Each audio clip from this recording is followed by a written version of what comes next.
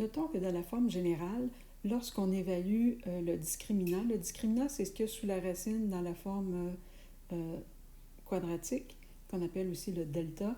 Alors, si cette valeur-là, si le delta, le discriminant est positif, c'est-à-dire s'il est supérieur à 0, on sait qu'il y a 2 zéros. Si le discriminant est égal à 0, il va y avoir qu'un seul 0. Et si le discriminant est inférieur à 0, il n'y a pas de 0, qui est évidemment une situation qui survient lorsqu'on ne coupe pas l'axe des x, par exemple, quand on a des paraboles comme ça. Alors, trouvons les propriétés de la fonction f de x. Premièrement, on va y aller avec les zéros et le sommet. Deux choses qui n'exigent pas qu'on ait le graphique. On fera le graphique plus tard. En ayant les zéros et le sommet, ça va être plus facile. Alors, si je veux trouver les zéros, je vais tout simplement remplacer f de x par 0.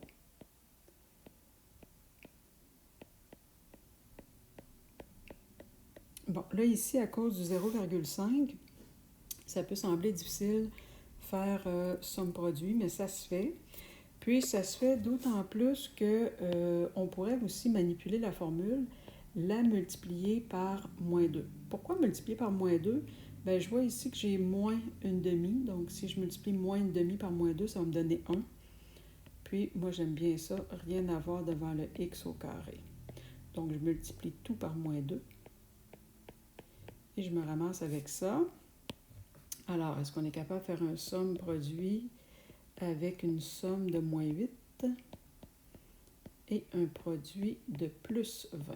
Donc, il faut que ce soit deux nombres négatifs qui multiplient ensemble donnent 20, mais additionner donne moins 8.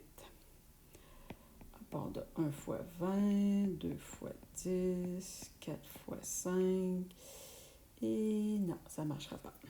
Donc, on va y aller avec la formule quadratique. X est égal à moins b plus ou moins la racine carrée de b2 moins 4ac, le tout divisé par 2a.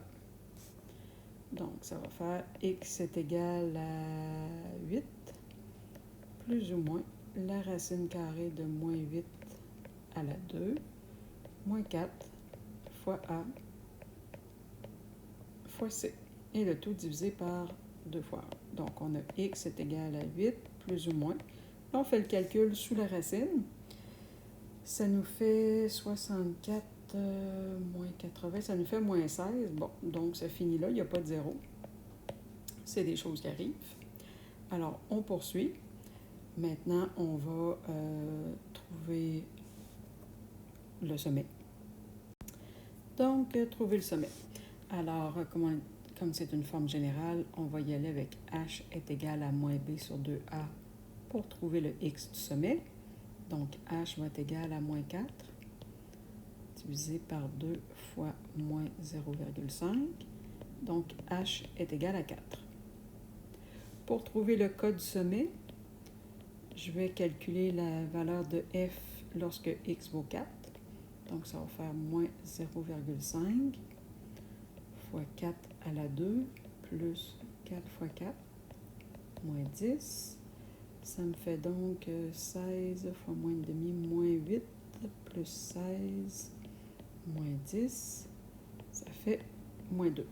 Donc, le sommet est à 4 et moins 2.